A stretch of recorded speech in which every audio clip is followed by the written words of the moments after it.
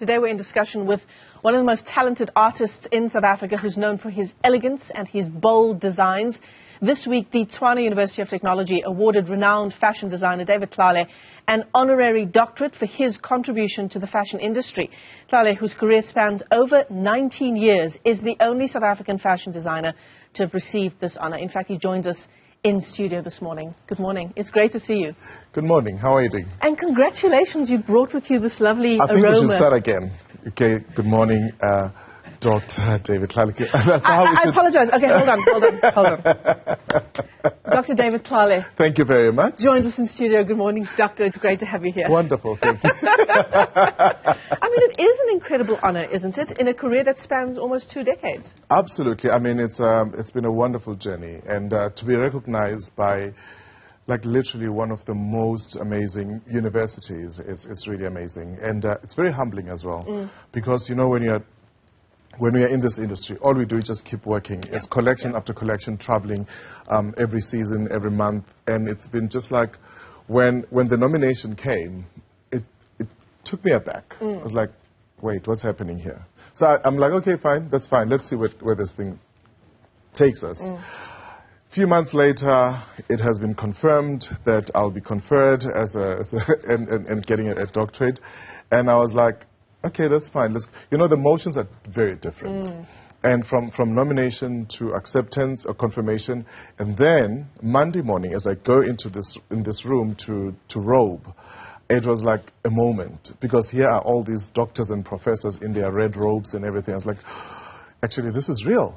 And then you start robing and just feel like I felt like I'm just being anointed once again. It was just really, really beautiful. And it's a beautiful journey, and also to know that the country is actually watching, especially because of the work that we do in the industry, and also how we have crafted the journey of the house of David Tlale.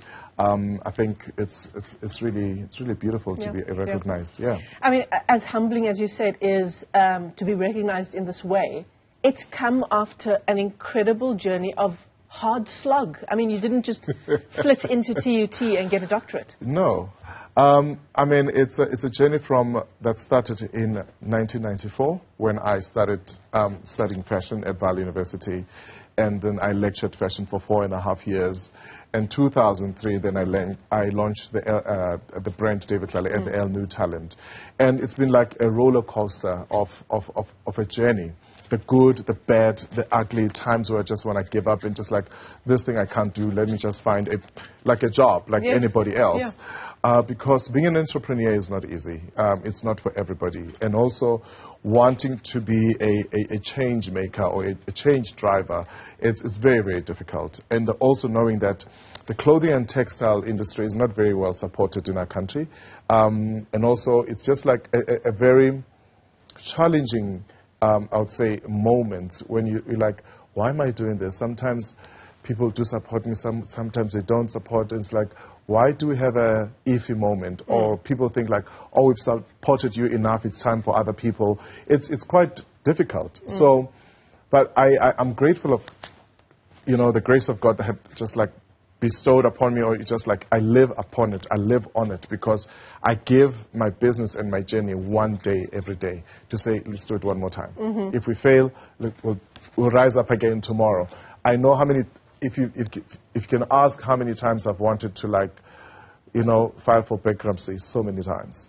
And I'm like, if I do this, what's going to happen to the people that work with me? And what do I do to that hope that I've given to that young child, to say one day when I finish my matric, I want to become a fashion designer like David Tlale. So many stories, I mean, are being written, many things are just being documented as we speak. It's just you look back, you say, I'm grateful that I kept on going, even if it was hard. Yes, fast forward into the industry with all the accolades that we have received and all the challenges that we've actually gone through and still go through on a daily basis. People say, do you think now you've succeeded? I'm like, guys, you don't understand. This doctorate or this honorary doctorate comes in with a huge responsibility to say, now you can you're starting to work. Because over the 19 years, you've been building. Now, it's time to like literally labor on a daily basis, because many young designers, upcoming and also still to come, they'll be like, okay, one day I'd like to get a doctorate. Not only just an honorary doctorate, but like an official doctorate that I will study and become a doctor in fashion. Then ultimately probably maybe get an honorary as well. But also my responsibilities have just risen to the next level because of the journey that we've taken with the intern by David Tlale, nurturing young designers. It feels like now it's like, you need to do more, David. You need to now take it to the next level. Is there anything that's different that I'm going to be making? No. All I'm going to be doing now is really sharpening my journey, sharpening things that have like almost became like stumbling blocks along the way. Because now I failed before, now I know how to navigate the system. So it's to say, okay, fine, let's take it to the next level. Those failures are important. They're very important. People think in failures... fact, it's perhaps wrong to say failure. No, it's failures because you fail. But from the failure, you learn quite a lot. Also, it depends how you look at it. Because if you don't try, you never know if you're going to lose or win. So when you fail, you know that I've learned this is how I'm not going to do it the next time. And you build another, I would say, I always say my failures, they help to build a six-pack of being an entrepreneur or being a designer, because I've developed another, one pack. So I think all my failures have helped me to have that stamina. Because most of us as young people, we don't have stamina to stand the test of time.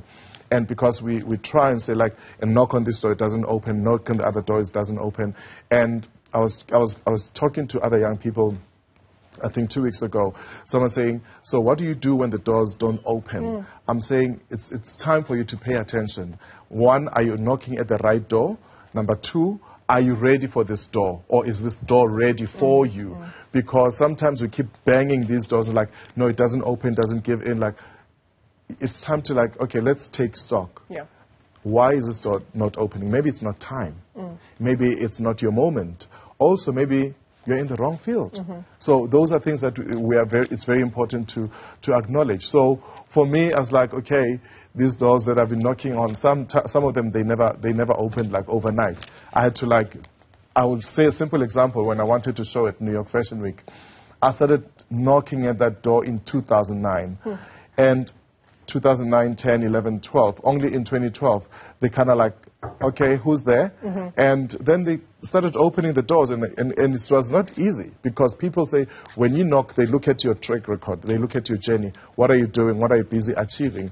And I remember very well that in 2012, when I was being interviewed for New York Fashion Week, this lady that was interviewing me, she walked in literally with a pile of my portfolios that I've been submitting from 2009 to like, we know who you are. We've been just watching you, what you're doing in your country, and if you are industry ready.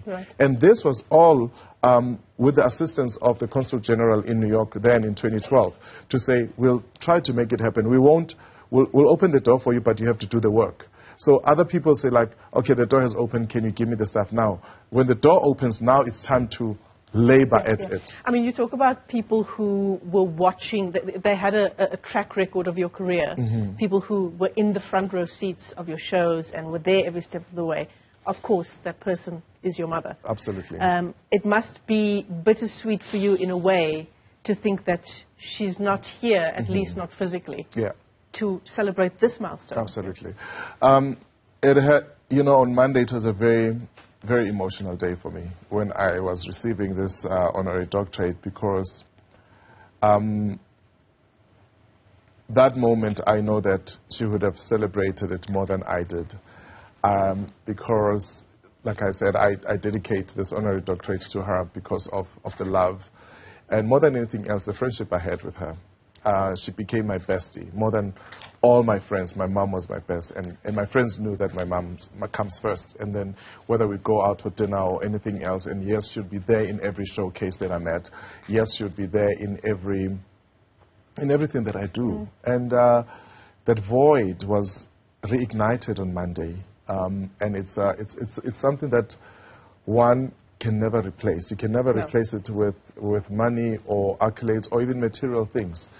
And it continues on a daily basis and on a journey. And I'll say, I'm grateful of the teachings that she gave me. I'm grateful of the life that I spent with her, the celebrations, the ups and downs, even our fights. I miss them sometimes. It's a bittersweet moment. It becomes quite emotional. And people say time heals. It doesn't heal. Actually, with time, you hurt even more because all these beautiful things that are happening in my journey, I wish that she was here to experience it. Yeah, absolutely. And it's as much her accolade. Absolutely, more than anything else. Yeah. And for me, it's today, and these things that are happening is just like the fruits of her labor, because when she taught me, say, when the chips are down or when you're going through tough things, pray and trust God. And these are the things that are helping me stand on a daily basis. The one phone call I still miss today is like, Ma, I can't do this. She's like, you are going to do it, but look, hold on, let's pray about it. And because she taught me God, and I had to learn to have a relationship with God personally more than what she taught me. And I believe today I am who I am because of my mom's teachings. And I believe this honorary doctorate has everything to do with her. Yeah, and, absolutely. and I believe the journey has just begun of greater things to happen. Well, we can't wait to see what you do next. Dr. David Tlale, thank you for coming into the studio. Thank you very much, and thank you for recognizing the office of the doctor. I'll come see you for some professional fashion advice after this. Awesome, thank you.